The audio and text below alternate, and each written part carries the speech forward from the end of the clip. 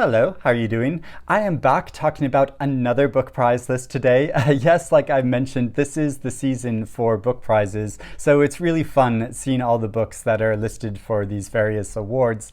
And the shortlist for the Walter Scott Prize for Historical Fiction was just recently announced, and I'm especially interested in this. So I'm going to explain why and talk through each of the five novels that have been shortlisted and why I'm so interested in reading the ones that I haven't read already.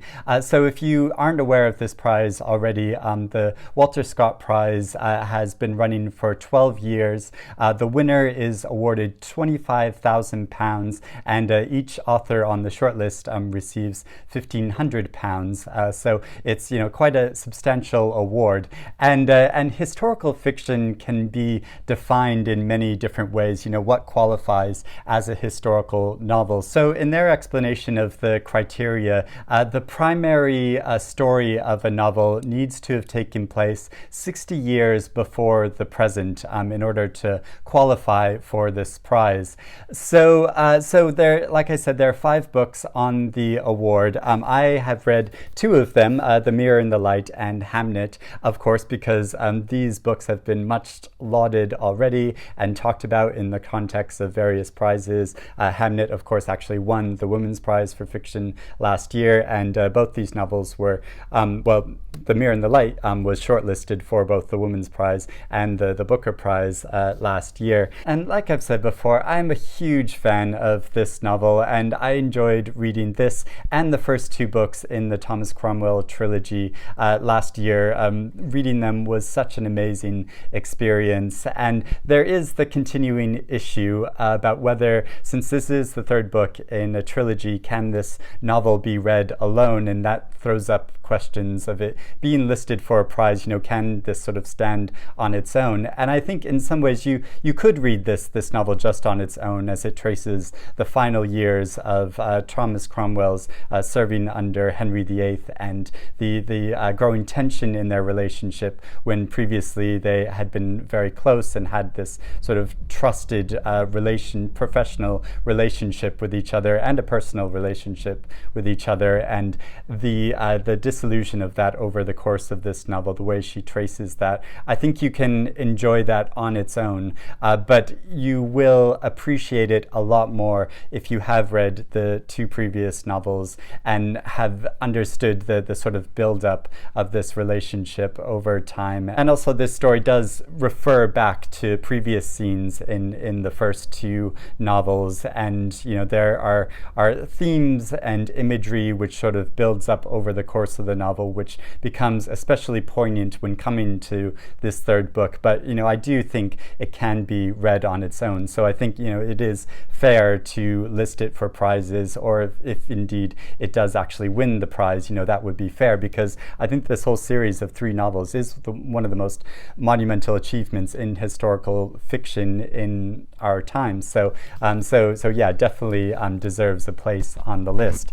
And then of course there is Hamnet by Maggie O'Farrell, which when I first read this, I did have some issues with it, and I think that did have a lot to do with my expectations about what I would find in this novel, which the basis of it is about the mystery of Shakespeare's son Hamnet, who died during a plague, and how he named his play Hamlet after his son, and we don't really know the emotional reasons or build up for him doing that. And this doesn't so much follow that, but follows Hamnet's death and the build up to his death, and his relationship with his sisters and his mother Agnes, and really focuses on his mother's Agnes's life. And the novel is really mainly about her life and the position she holds within the household and relationship to her husband, who importantly is never named as Shakespeare in this novel, but is referred to as the Bard and various other names. Sort of he's given in relation to his position, whereas Agnes is actually named, and it talks a lot about her life and really movingly portrays her life at that time and the heartbreak of losing her son to this plague, and the immense grief that both she feels and her other children feel. And though I did find it an emotional and impactful experience reading this novel, like I said, I did have some issues with it, but I've found it especially rewarding discussing this with other people in the comments and in real life, and like the discussions I've had with Anna James about this has really made me appreciate this novel a lot more. And in reading more about it and listening to interviews with Maggie O'Farrell, and so I think if I went back and reread this novel, it would be a much more purely enjoyable experience, and I wouldn't have the hang-ups that I did on my first reading of it. And so it's one of those books that I've just found it so interesting and valuable following this as part of like book prizes, because it has raised so much more discussion around it, and it's part of the reason why I enjoy following book prizes so much, because they can help me appreciate and see aspects of books that I didn't see before, that I might not see just reading it all on my own and forming my own opinions. And of course it's perfectly valid to have our own opinions about a book, but it makes it a more enriching experience reading and discussing books in this way. So anyway, that's a little justification about why I enjoy following book prizes so much. And now one of the reasons why I'm especially interested in following the Walter Scott Prize for Historical Fiction is because the 3 other books on the list are all by Australian authors. And this is especially exciting for someone who likes following UK book prizes like I do, because I feel like historically Australian fiction has been represented in different book prize lists, but in recent years it really hasn't been as strongly present. And of course you can't represent countries from everywhere in the world in every book prize, but I think it is really noteworthy that Australian fiction hasn't been as present before, and I'm not really sure why that is. I mean, I know there are some Australian novels that aren't published here in the UK that just don't make it overseas to come into print here. And indeed, one of these novels isn't currently in print in the UK, and so that is sort of like an issue, just accessibility to it. But I would like to read more Australian fiction, and there are a number of interesting Australian book prizes, like the Stella Prize, which I like following through Jacqueline on her BookTube channel. She talks about this prize quite a lot, and she's always a champion for Australian literature, and it is something I would like to read more of. And so I'm glad that there are 3 Australian books on the list to sort of encourage me to read more of Australian fiction, and I think a lot of people are really excited to see this representation here where there hasn't been so much in recent times. So first off, looking at the Australian books on the list, there's A Room Made of Leaves by Kate Grenville, and this story starts with a young woman in the year 1788. She is the daughter of an English clergyman, and she feels like her prospects are quite limited growing up where she is in the circumstances she's in. And she meets a man who she quickly marries, and hopes that this will sort of give her the opportunities that she always wanted to have, but finds he's not the man she thought he was, and so finds their circumstances are quite difficult, and he sort of forces them to move to New South Wales to start a new life for themselves there, and there she finds an independence for herself that she didn't know was possible. And this story is based on a real-life historical woman who went through these things. So that sounds like a really intriguing tale. Next is The Dictionary of Lost Words by Pip Williams. And I think I got this right. I think Pip Williams was born in England but grew up in Australia and lives in Australia. So this novel is about the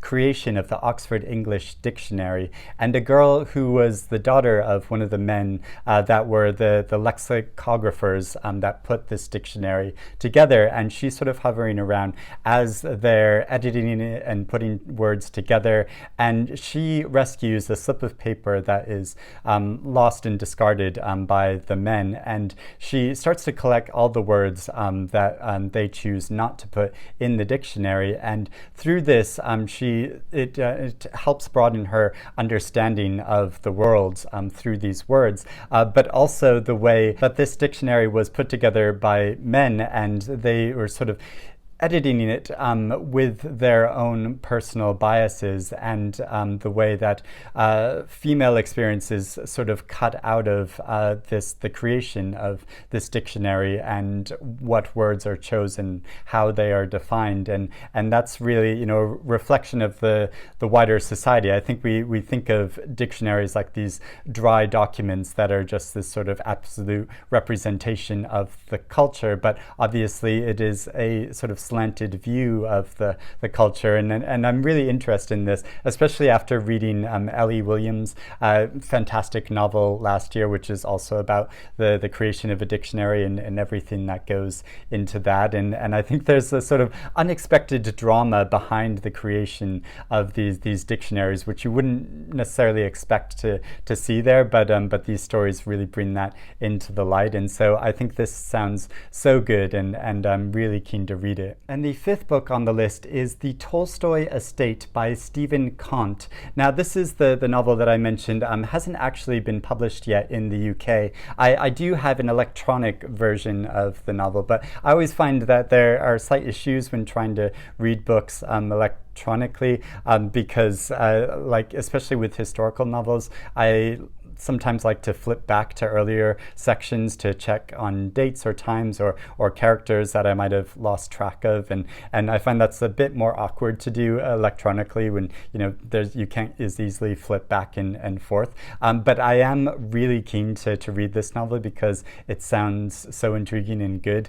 So it takes place in the year 1941 on the estate of Leo Tolstoy, the famous author, and when there is a German invasion into Russia, and a German doctor is charged with creating a field hospital within the Tolstoy estate, and there he meets a Russian woman who is a writer that is charged with caring for the estate, and so it's about their uneasy relationship with each other and how they do sort of tentatively start to form a friendship, but there's obviously lots of tensions all surrounding the war, and as the Germans are sort of gradually defeated, the tension is really amplified, and so yeah, that sounds like such a dramatic and like interesting situation. I just love that it's, you know, set in this literary landmark in this way, so it just really draws me to the story. So yeah, those are the 5 books on the list, and